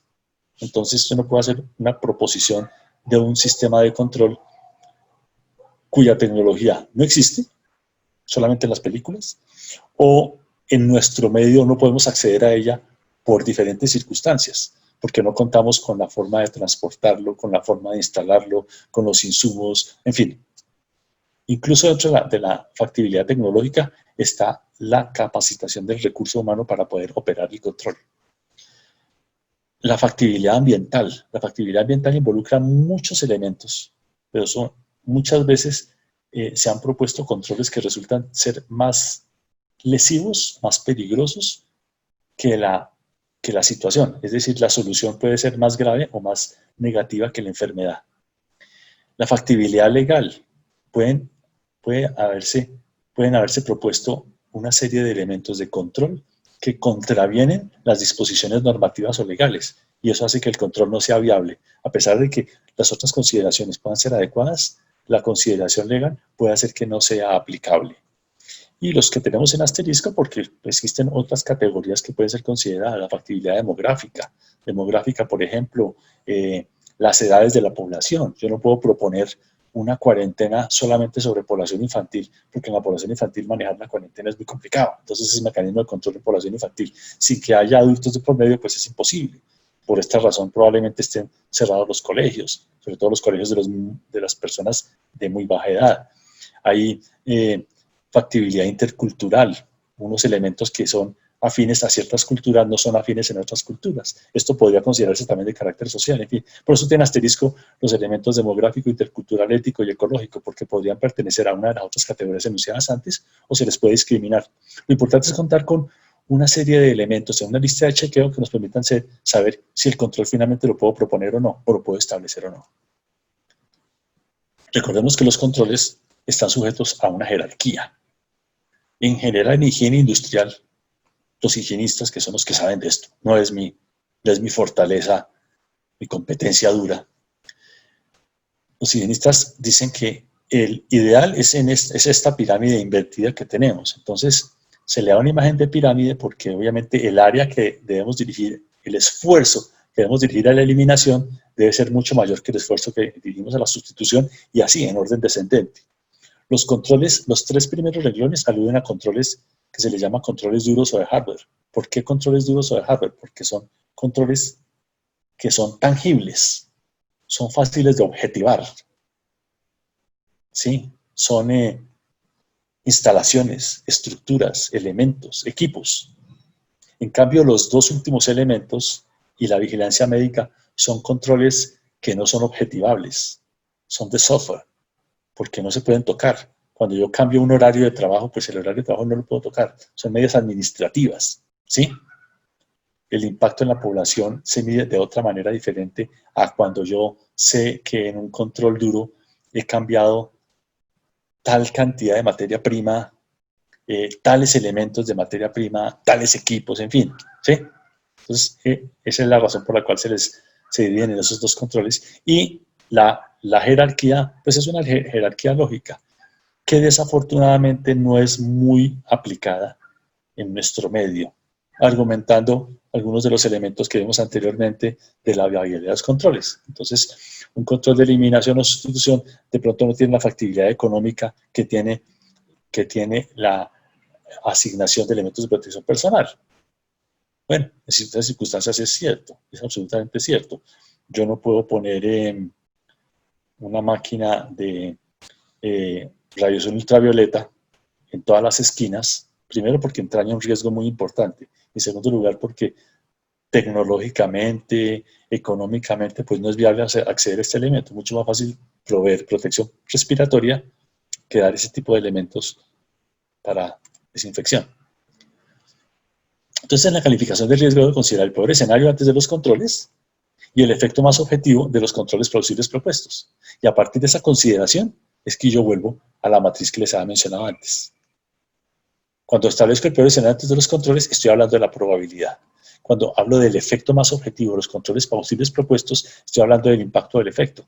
Entonces hago un análisis del riesgo del antes y el después, del impacto y del efecto antes de las soluciones y después de las soluciones, y con esto puedo hacer una estimación importante de la priorización para poder establecer esos controles. En términos de todos los agentes biológicos, hay unos controles universales que obviamente deben obedecer a la jerarquía de controles, y dentro de los controles universales pues hay unas medidas universales de precaución. ¿Qué medidas le pegan? Excúsenme el término, le pegan. ¿Qué medidas afectan? ¿Qué medidas impactan o tienen un efecto positivo o son socorridas y usadas en todas las circunstancias de exposición a peligro biológico? Indudablemente, los programas fundamentales de higiene de manos, desinfección y limpieza, protección personal e inmunización. Para cualquiera de los agentes que veamos, no quiere decir que todos cuenten con la posibilidad de la inmunización, pero se le debe considerar cuando se verifica la presencia de determinadas circunstancias de exposición. La protección personal no quiere decir que sea el primer elemento a considerar, pero sí es un programa fundamental que unido a demás medidas tiene un efecto claro sobre el control de la exposición. ¿Sí? Entonces, ya viendo toda la teoría de estos elementos, vamos a aterrizarla en elementos de acuerdo con las particulares vías de transmisión. Y obviamente el primero que vamos a ver es el de los patógenos aéreos. ¿Por qué? Porque corresponde a la mayor proporción de afectaciones relacionadas con peligro biológico. ¿Por qué se da esa mayor afectación? Principalmente por las circunstancias fisiológicas del ser humano y de muchas de las especies mayores. Y es que nosotros necesitamos la ventilación para vivir, inevitablemente. La ventilación es el mecanismo fisiológico, mecánico que nos permite aportar oxígeno a los tejidos, y el oxígeno es crítico para el funcionamiento de todos los tejidos. Y unido a la ventilación, o tal vez derivado de ese requerimiento de ventilación, el órgano más grande, el área de los individuos, de las personas, de mayor exposición, es el pulmón. Es decir, si yo con la piel de un individuo hago un tapete y con la parte útil de los pulmones hago un tapete, el tapete que logro hacer con los pulmones tiene un tamaño muy grande, de una cancha de fútbol o algo más. En cambio, el tapete que logro hacer con la piel de la persona es un tapete de 2 metros cuadrados. Entonces, pues un área de 90 o más metros cuadrados respecto a un área de 2 o más metros, 2 metros cuadrados aproximadamente, pues tiene una mayor superficie de exposición. Es decir, si yo coloco agentes biológicos en esa superficie grande, la posibilidad de que haya efecto de ese agente biológico es mucho mayor que si los pongo en la superficie más pequeña. Una explicación bastante sencilla, pero es importante considerarla para entender la trascendencia de los agentes patógenos aéreos, que en el argot anglosajón, que es en el contexto de la literatura más reciente, pues se les llama los airborne pathogens. son agentes transportados por el aire que se generan en el sistema respiratorio y son liberados en el aire exhalado. No necesariamente se generan en el sistema respiratorio de un individuo de la misma especie, pero sí pasan al aire y la posibilidad de la inhalación a partir de ese origen de otro agente es el que revela el riesgo. Pues nosotros tenemos dos posibilidades de inhalación, la inhalación de gotas y la inhalación de aerosoles. Cuando hablamos de gotas estamos hablando de macrogotas y cuando hablamos de aerosoles estamos hablando de microgotas. O sea, la presentación física de los dos elementos es similar, pero el tamaño de la presentación plantea serios cambios en la forma en el riesgo de exposición. Realmente la exposición a gotas es bastante cuestionada como un elemento directamente relacionado con la exposición a patógenos aéreos. Ya les explicaré en qué circunstancias es que las gotas sí se constituyen en un elemento de riesgo para transmisión aérea. Esos agentes patógenos aéreos son generalmente procedentes de una persona que porta el agente en la vía respiratoria y lo exhala al toser o al hablar, o en muchas de las actividades vitales del individuo. Pero es que el toser o el hablar le da un mayor alcance a las exhalaciones de esta persona. ¿En qué tareas o actividades se da la exposición? Entonces aquí empezamos a hablar de los condicionantes de la exposición que vimos antes de manera general. Las gotas tienen un efecto gravitatorio que les da un bajo alcance. Hablamos de gotas, aunque no hay consenso acerca del tamaño de la partícula para considerarlo gota. Hablamos de gotas o macrogotas, partículas que son de un tamaño superior a los 100 micras o 200 micras, y algunas personas dicen que partículas superiores a las 5 micras ya se pueden considerar macrogotas. A pesar de esta dificultad para la clasificación, entendamos que las gotas tienen un comportamiento como el de una bala, y es que son expelidas, es decir, disparadas, y la gravedad hace que tiendan a precipitar en distancias menores a 2 metros. A 2 metros desde donde fueron emitidas. Esto implica que la exposición a gotas representa un bajo riesgo, y especialmente el bajo riesgo cuando la distancia entre el que emite la gota, el emisor, y el eventual contacto es mayor a 2 metros. Se habla incluso de distancias de 1 metro como distancias de protección suficiente ante las gotas. Otra circunstancia diferente que consideramos más adelante es el ingreso de la gota a la vía respiratoria. Y hablamos de aerosoles cuando hablamos de gotas pequeñas o microgotas. Entonces algunos hablan de tamaños menores a 100 micras, otros hablan de aerosoles, las partículas que son menores a 5 micras. El alcance de estas microgotas por su circunstancia de tamaño, y es decir, el tamaño también se traduce en peso, el alcance es mucho mayor. El comportamiento no es un comportamiento derivado de la gravedad, sino que también están sujetos a otros elementos presentes en el ambiente, que les da en algunas circunstancias movimiento aleatorio. Entonces la ventilación hace que se modifique el trayecto y las condiciones de precipitación de las microgotas. La presencia de corrientes de aire, ventilación y corrientes de aire no es lo mismo, aunque frecuentemente se les asimila. La carga eléctrica, hay gotas que tienen carga negativa y entonces se logran asentar o impactar o depositar en elementos que tienen una carga eléctrica positiva. En fin, la humedad relativa también hace que la tendencia a precipitar de ciertas gotas sea diferente a la de otras, y este es uno de los elementos que utilizan para explicar el por qué la influencia estacional tiene relación con el cambio de la humedad relativa, con el paso de las temporadas frías a las calientes o viceversa. Y la temperatura ambiental. Hablemos de la controversia acerca de las gotas y la transmisión aérea. Sobre la transmisión aérea y la transmisión por gotas existen muchísimas publicaciones que ustedes van a encontrar que finalmente no logran muchas definiciones, y de hecho tan solo ayer hubo una expresión de la OMS acerca de el SARS-CoV-2 presente en gotas o en aerosoles. Se postula que la transmisión por gotas utiliza la vía de contacto y no la vía aérea, porque es que la vía aérea requiere inhalación y un elemento que es tan pesado y que tiende a precipitar, pues no es tan fácilmente inhalado en distancias de 1 o 2 metros. Lo que Aquí tenemos nosotros la literatura, tal vez el valor de 20 micras es el más socorrido. Les decía, algunos hablan de macrogotas, en las gotas de tamaño mayor a 100 micras y otros en las gotas mayores a 5 micras, pero digamos que estadísticamente la moda habla de aerosoles en las partículas menores a 20 micras o menores a 10 micras y macrogotas en las partículas de 20 micras o más. Entonces, el efecto de las gotas en la vía aérea se debe a varias circunstancias. La primera es que la gota se deposita en superficies. Una de esas superficies es la piel y luego el individuo, al contacto con esa piel contaminada y luego la vía aérea, transporta a la gente hacia su vía respiratoria. Esa es la razón por la cual está indicada la higiene de manos en los patógenos aéreos, para que las manos no se constituyan un vehículo de transporte de agentes que entran por vía respiratoria y no por las manos. Por esta razón, el uso de guantes para protegerse de agentes aéreos está condicionado a que el guante simplemente implique un cambio en los hábitos de la persona, en la actitud de la persona ante el contacto con zonas próximas a la vía respiratoria.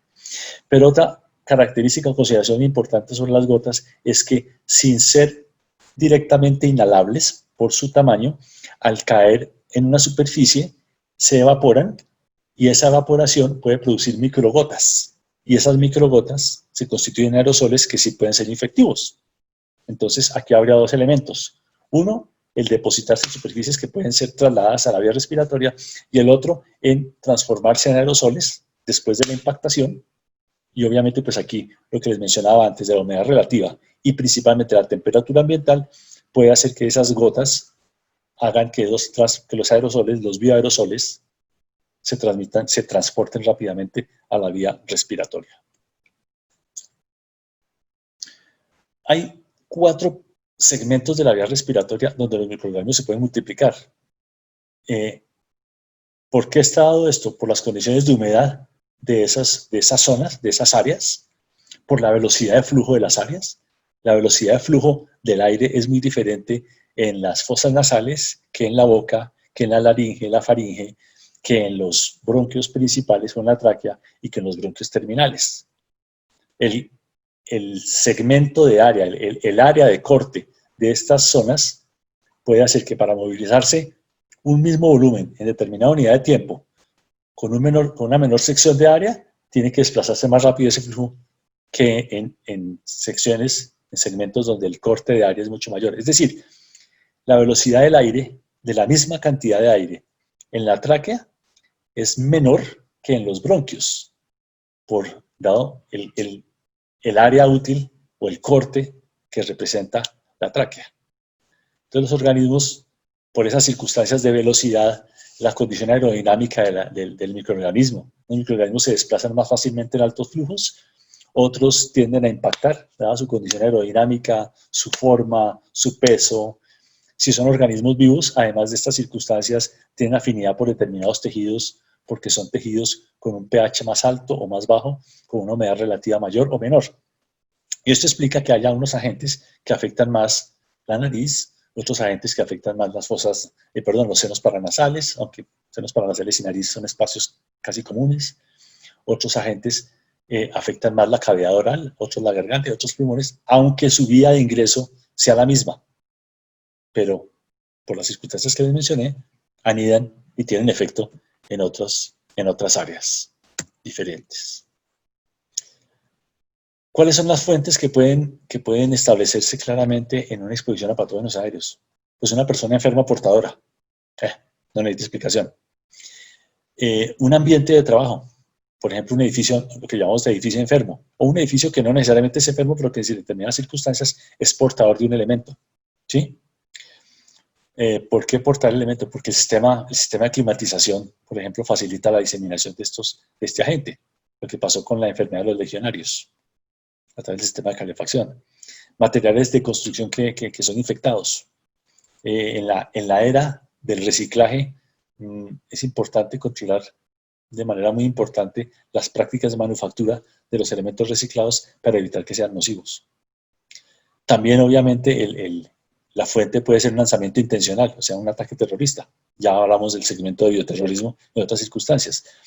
Es importante entender que un patógeno perdón, un ataque terrorista con un agente aéreo es mucho más efectivo que un ataque terrorista con un agente sanguíneo, porque el agente sanguíneo requiere un contacto más íntimo, o con un agente cutáneo. En las películas, claro que vemos que se puede tener contacto con un agente, o puede ser inoculado a través de la piel con una intención mala, sí, malintencionada, pues. Pero si yo quiero ser muy efectivo en un ataque a una comunidad, pues la diseminación del agente aéreo es la que da las mejores posibilidades de un resultado exitoso.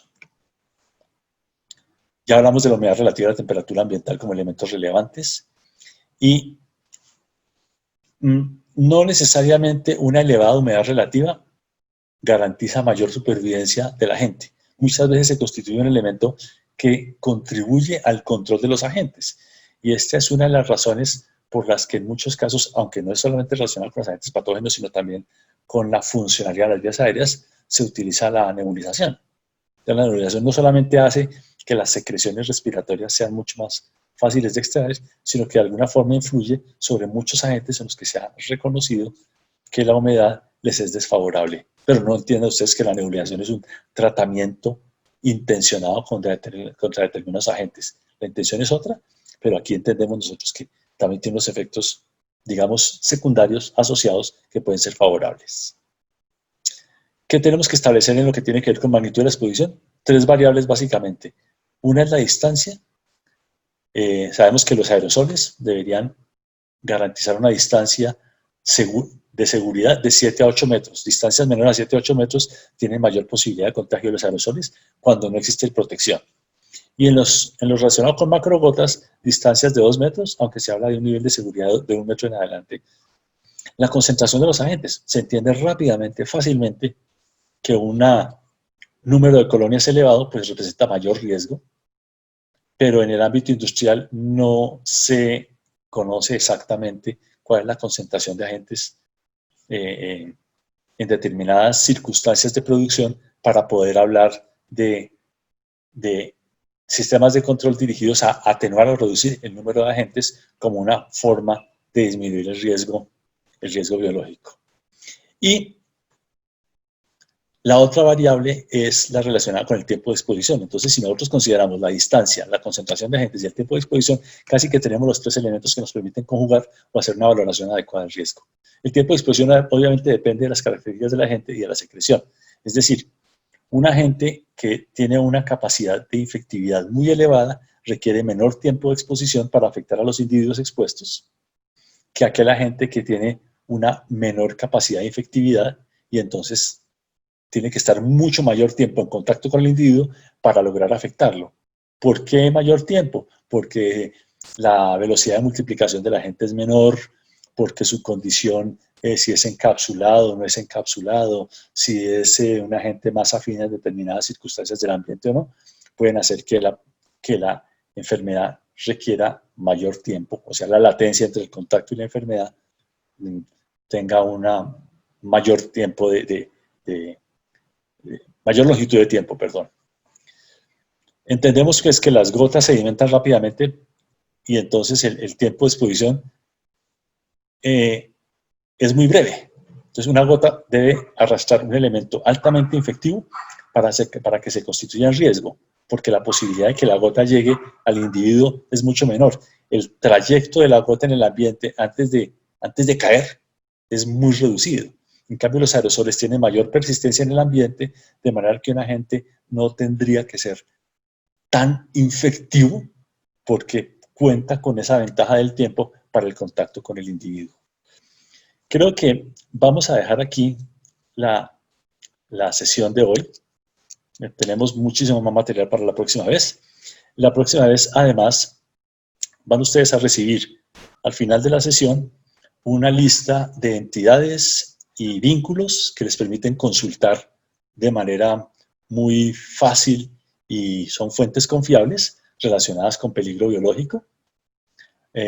Vamos a hacer seguramente algunas extensiones de algunos de los elementos que presentamos acá, de acuerdo con las inquietudes que nos manifieste el auditorio ahora, y por esa razón voy a terminar la charla en este momento para que en 10 minutos tengamos la posibilidad de reunir inquietudes y responderlas o prometer responderlas o extenderlas para la próxima sesión.